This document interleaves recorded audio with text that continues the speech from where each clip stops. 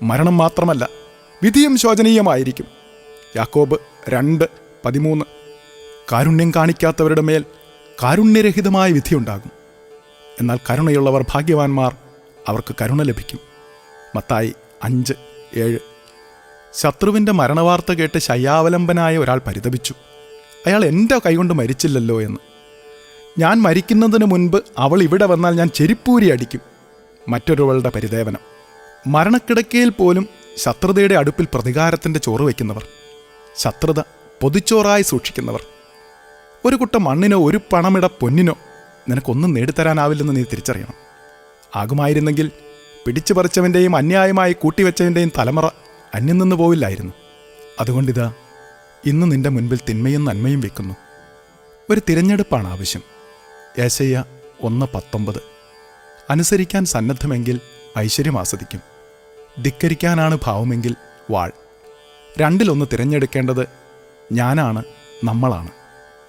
അന്ന് ആബേലിൻ്റെ രക്തം ഈ മണ്ണിൽ വീണ് കായേനെതിരെ നിലവിളിച്ചെങ്കിൽ ഇന്ന് യേശുക്രിസ്തുവിൻ്റെ രക്തം ഇതേ മണ്ണിൽ വീണ് നമുക്ക് വേണ്ടി കരുണയ്ക്കായി നിലവിളിക്കുന്നു. അവർക്കറിയില്ല പിതാവേ, അതുകൊണ്ട് നീ അവരോട് ക്ഷമിക്കണമേ എന്ന്. ഒപ്പം നീ ക്ഷമിക്കുന്നതും ക്ഷമ ചോദിക്കുന്നതും തന്മൂലം നീ നിത്യരക്ഷ പ്രാപിക്കുന്നതും കാണാനും അവൻ കുരിശിൽ കിടന്ന് ദാഹിച്ചു. വേഴാമ്പൽ വെള്ളത്തിനെന്നതുപോലെ അവൻ ദാഹിച്ചു. ജലത്തിനോ വിനാഗിരിക്കോ ശമിപ്പിക്കാനാവാത്ത അവൻ്റെ ആത്മദാഹം. നമുക്ക് രമ്യപ്പെടാം പ്രിയപ്പെട്ടവരെ, ഓടിച്ചെന്ന് നമുക്ക് രമ്യതപ്പെടാം. കാൽവരിയിൽ നമ്മുടെ കടച്ചീട്ട് അവൻ കീറിക്കളഞ്ഞു. നാം ക്ഷമിച്ച അപരൻ്റെ കടച്ചീട്ട് കീറി ആ കുരിശിൻ ചുവട്ടിൽ മനസ്സുകൊണ്ട് നിൽക്കുമ്പോഴാണ് അവൻ്റെ ആത്മദാഹം ശമിക്കുക. അതിനൊന്നു മാത്രം നാം തിരിച്ചറിയണം: അവർക്കറിയില്ല പിതാവേ, അവർക്കറിയില്ല എന്ന്. അറിയാതെയാണ് അവരിത് ചെയ്തത് എന്ന് നാം തിരിച്ചറിയുമ്പോൾ നമ്മുടെ പ്രതികാരത്താൽ ശിലാതുല്യമായ ഹൃദയങ്ങൾ ക്ഷമയാൽ മാംസളമാകും. ഇന്ന് നീ നിന്റെ ഹൃദയകവാടത്തിൻ്റെ മുൻപിൽ അടച്ചു വെച്ചിരിക്കുന്ന വെറുപ്പിൻ്റെ കല്ലെടുത്തു മാറ്റുമ്പോൾ എസെക്കിയേൽ 37:12 നിന്നിൽ നിറവേറാൻ ദൈവം ഇടവരുത്തും. എൻ്റെ ജനമേ, കല്ലറകൾ തുറന്ന് നിങ്ങളെ ഞാൻ പുറത്തു കൊണ്ടുവരും. ഒരു വീണ്ടും ജനനം മാത്രമല്ല, അതിലൂടെ വിശുദ്ധിയുടെ പടവുകൾ ചവിട്ടിക്കയറാനും നമുക്കാകും. മരിയ ഗുരേത്തിയുടെ ഘാതകൻ അലക്സാണ്ടറിനെ പോലെയോ റാണി മരിയയുടെ ഘാതകൻ സാമന്തർ സിംഗിനെ പോലെയോ മാനസാന്തരപ്പെട്ടൊരു വിശുദ്ധ ജീവിതം നയിക്കാൻ നീ ആഗ്രഹിക്കുന്നുവോ? പ്രതികാരത്തിൻ്റെ കല്ല് ഹൃദയകവാടത്തിൽ നിന്ന് മാറ്റുക തന്നെ വേണം. എന്നാലും എന്നോട് ഇങ്ങനെ എന്നീ വാക്കുകളെ വിഷയാധിഷ്ഠിതമായി വ്യാഖ്യാനിച്ചാൽ അവ പിശാചിൻ്റേതാണ്. ക്ഷമിക്കാനായി മനുഷ്യൻ മനസ്സൊരുക്കുമ്പോൾ അവൻ്റെ ഉള്ളിലെ ആന്തരിക മുറിവുകളിൽ നിറഞ്ഞ സാന്നിധ്യമായി നിലകൊള്ളുന്ന പിശാച് ആവർത്തിച്ച് അവനെ അസ്വസ്ഥനാക്കി പീഡിപ്പിക്കും. എന്നാലും എന്നോട് ഇങ്ങനെ ചെയ്തല്ലോ എന്ന്. ഈ വാക്കുകളുടെ പിന്നിൽ മറഞ്ഞിരിക്കുന്ന പിശാചിൻ്റെ കെണി തിരിച്ചറിഞ്ഞ് അതിൽ ചവിട്ടാതെ മുറിച്ചു കടന്ന് മുന്നോട്ട് പോകുമ്പോഴാണ് ദൈവത്തിൻ്റെ അനുഗ്രഹം ഷെക്കിന കണക്കെ മേഘത്തൂണായി നമ്മുടെ നിറകയിൽ നിലകൊള്ളുക.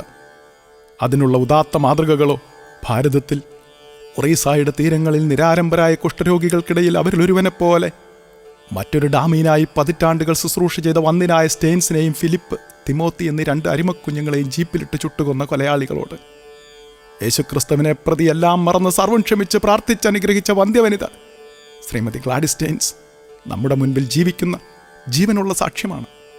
ഒരു വെള്ളരിപ്പിറാവിനെ പോലെ ലോകം മുഴുവൻ പറന്നു നടന്ന് ലോകത്തിൻ്റെ മനസാക്ഷിയായി ദൈവത്തിൻ്റെ പ്രതിനിധിയായി സഭയെ നയിച്ച പുണ്യശ്ലോകനായ ജോൺ പോൾ 2 മാർപ്പാപ്പ തൻ്റെ ഉദരത്തിലേക്ക് വെടിയുതിർത്ത മുഹമ്മദ് ലേഖായ തടവറയിൽ ചെന്ന് ആലിംഗനം ചെയ്ത് സർവം ക്ഷമിച്ച് സഹോദരനാക്കി. അദ്ദേഹം ക്രിസ്തീയ ക്ഷമയുടെ ഒളിമങ്ങാത്ത പ്രകാശഗോപുരമാണ്. പ്രിയപ്പെട്ടവരെ, ഈ സുഹൃത ജന്മങ്ങളെ ഉദാത്ത മാതൃകകളാക്കി ക്രിസ്തീയ ക്ഷമയുടെ പാത പിൻചെല്ലാൻ ഈ തിരുവചനം നമ്മെ ബലപ്പെടുത്തട്ടെ. പിതാവേ, അവരോട് ക്ഷമിക്കണമേ, അവർ ചെയ്യുന്നത് എന്തെന്ന് അവരറിയുന്നില്ല. ലൂക്ക 23:34. പ്രിയപ്പെട്ടവരെ, മനാസെ എന്ന ഈ 3ാമത്തെ എപ്പിസോഡിൽ ക്രിസ്തീയ ക്ഷമ എന്ന വിഷയത്തെക്കുറിച്ച് നാം പ്രാർത്ഥനാപൂർവം ധ്യാനിക്കുകയായിരുന്നു. എന്താണ് ക്ഷമയെന്ന് 1ാം ഭാഗത്തും എന്തിനു വേണ്ടിയാണ് ക്ഷമിക്കുന്നതെന്ന് 2ാം ഭാഗത്തും നാം കണ്ടു. ക്ഷമയുടെ ആത്മീയ മർമ്മം മനസ്സിലാക്കലാണെന്നും ക്ഷമയുടെ ഫലങ്ങൾ രോഗശാന്തിയും മനസമാധാനവും ആരോഗ്യവും വിശുദ്ധിയും എല്ലാത്തിലുമുപരി ആത്മരക്ഷയുമാണെന്ന് നാം തിരിച്ചറിഞ്ഞു. മനാസെ എന്നാൽ സർവം മറക്കലാണെന്ന് മനസ്സിലാക്കിയ നാം 3ാം ഭാഗത്ത് ദൈവിക ക്ഷമയുടെ മാതൃക വിശകലന വിധേയമാക്കി.